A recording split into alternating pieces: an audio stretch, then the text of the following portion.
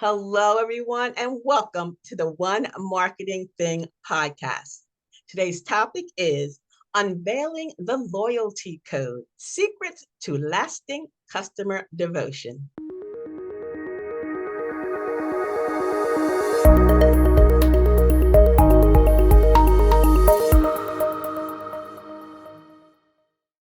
Hello, everyone. I'm your host, Antionette Blake, and you are watching the One Marketing Thing podcast. And we started this podcast for digital marketers such as yourself. We wanted to provide them with expert advice from industry veterans with experience, decades of experience. And guess what? Today we have one of those experts, Stace Casaria. Now he's going to be discussing unveiling the loyalty code, secrets to lasting customer devotion. Stace, welcome to the One Marketing Thing podcast. How are you and how did you get started? I'm great, Antionette. Thank you very much for having me. How did I get started? So I'm a copywriter by trade. I've been doing this for about 25 years. I worked at large agencies and small agencies. I've worked in-house at some large corporations in their in-house agencies. And there was something that I thought was missing. We always talked about trying to get customer loyalty, and we just didn't have a process. No matter where I worked, who the client was, what vertical we were working in, whether it was a digital or a traditional agency, we didn't have a process for creating loyalty. And I don't think we really understand loyalty as marketers the way we probably should. So when I had an opportunity to start my own agency several years ago, I said, this is what we're going to focus on creating true loyalty by creating trustworthy relationships between brands and people. And so we've been doing that. Oh, sorry, go ahead. No, I'm sorry. I mean, that's awesome because you have to build the brand loyalty and it takes more than just products and services, right? Oh, absolutely. So you need something that goes beyond a product or service, because if you're just a product or a service to a consumer, you're not a brand, you're a commodity. So I like to think about how do we see loyalty or devotion to friends we have or family members we have. So like let's pause with the brand for a second. Just think about personal relationships. And so ask yourself, like, what creates and maintains that sort of loyalty? Well, you might say like having things in common or having shared experiences. Maybe you went through some really great experience with some friends and you've got loyalty because of that. Also, it could have been some troubling or difficult situation that you guys got through together. Having some sort of transformational experience is something that builds loyalty. But it certainly isn't because the kid lives next door and you're friends with him for the rest of your life.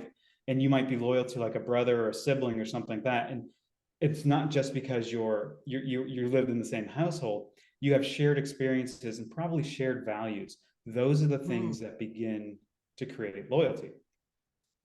It sort of extends to brand. But before we get to brand, I just wanted to mention it also, if you think about loyalty in the workplace, because we're doing this transition from personal to professional now into being consumers. So if you think about loyalty in the workplace, unless you don't have choices, if you can choose different jobs, you're going to pick a job and stick with it if you're working toward common goals with other people. If you have a feeling that there's like the freedom for you to achieve more, to somehow improve yourself. Again, some sort of transformational experience. That's what's going to keep you loyalty. Of course, having pleasant people who work with you, good leadership, but there has to be something deeper than just you do your function and you get paid at the end of the week. There has to be something deeper, which brings us to brands. Like you said, it goes beyond product and or a service. Mm-hmm. And Stace, that is very interesting because we know once upon a time, not too long ago, we went to a job, we worked a job, we got paid and we retired. That's different now. We have to feel as though there's some sort of connection. Oh, absolutely. So a connection between you and the purpose of the organization, a connection between you and your manager, or if you have direct reports with your colleagues, you have to be moving in the same direction, but you also have to be, not just the steps you take along that path, but the journey, the destination has to be the same. I mean, like there are organizations that have incredible loyalty with their employees. And then there are other places where there's almost like a revolving door. The leadership might not even share what its values are, or not ascribe to values, or not be consistent in what it believes. You can see that. I mean, like, we know people who have both of those experiences, the wonderful ones and the not so wonderful ones. Exactly. Now you started, and when you take us back a little bit, when you first started, what were some of the steps when you started the company? What steps did you have to, and let people know that you were there for them for the long haul, whether they bought or they didn't?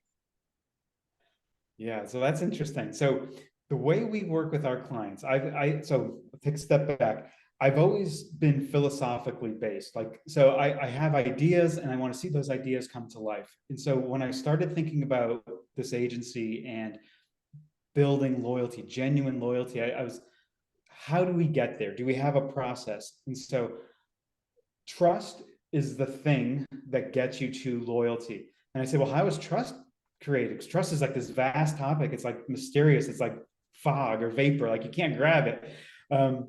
So I started going down that path, asking myself, doing research to understand how trust gets made. And what I discovered, and this is just my opinion, other people might have various opinions. There are 4 factors that have to be present for trust to exist: credibility, track record, empathy, and alignment of interests. And in every relationship, you have varying degrees of those. And when you have high levels of each of those, you're going to have a trustworthy relationship, a good connection with people. And once we have trust, then we can build on loyalty. And so those 4 things, those 4 pillars, brands don't always know how to bring those about. That's something that we help our clients do. We, even in a digital space, you can come across as completely authentically trustworthy if you leverage those 4 pillars. And they have different purposes. And when we're talking about loyalty, alignment of interests is one that indexes very high. So I tend to think of this example. So I live outside of Boston. My wife loves going to see the Red Sox. So we go to see the Red Sox. We're in Fenway. And you see people from all different walks of life sitting next to each other, passionate about this sport together. If there happens to be a Yankees fan in the crowd, no offense to any Yankees fans out there, you'll see strangers like team up on that person there, come together. But and so I ask myself, what's the thing? It's alignment of interest. It's the shared belief that we had. 2 people, completely different walks of life. I've never met these people before, but we have the shared belief. In this case, it's the Red Sox. But that happens with brands too. They can do that. They can create an alignment of interest with their customers if they understand what their customers want, right? Right. So, and that is so true. I love that analogy, except that I'm a Phillies fan, but that's beside the point. But no, what you're saying, you're having empathy, having that common interest. We may be from different places. You're from Boston, I'm from Delaware, but we have something in common. Baseball, be different teams, but I love that you have to be open-minded, right? You have to think outside the box and say, hey, he may like that team, I may like this team, but we have this shared interest, which is the game. You just said something. You said being open-minded. And so this is another core piece of building trust, which leads you to loyalty, is vulnerability. So brands that are not vulnerable cannot have transformative relationships with their customers if they're not willing to put themselves out there and be transparent and show that they're real. You have superficial relationships. They don't go deeper than that. The same as if you're just trading on a product or service, like the cost of it. Like if you're like, hey, we're going to get loyalty by lowering our prices, that's not the way to loyalty.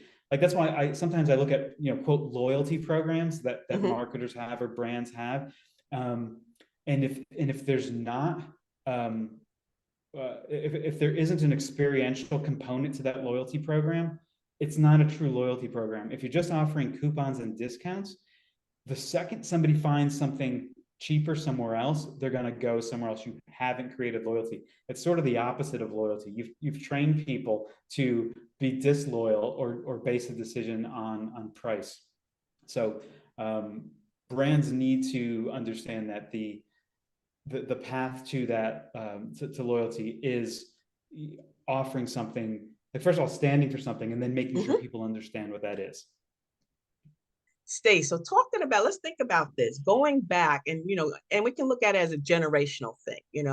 Are we seeing where the older companies are now realizing that they have to connect with their consumers in a completely different way? It's not just this is the product, you have to buy it. They have to soften up, right? They have to really say this is who we are, this is what we do. And even you can see with commercials, we see different people of different sizes, different age groups, different ethnicity. You have to be able to connect with the consumers, the ones that you're going after, and be flexible in it as well. Absolutely. So there's been a generational shift as we become more sophisticated as consumers. We understand more about what we're purchasing, and we also expect more from brands. So you mentioned, we see people in ads that are of all sizes, all shapes, all colors. We want to see that because that's reality. That's the reality we live in, and the brands themselves live in that reality. They're not in a different world than us, and we want to see that they recognize that and they respect it.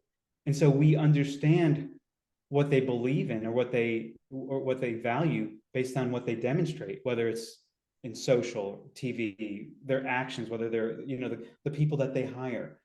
We want to see those things, and there's a chance for us to either become more loyal or less loyal based on their actions. So like a marketing message, just words don't cut it anymore. I mean, we need to see actions based on what somebody believes. That's what's going to align with us. That's what's going to make us truly loyal. Those days of somebody just saying we have X, Y, and Z product, or it has these features, that's not enough. I mean, there are too many choices in the world.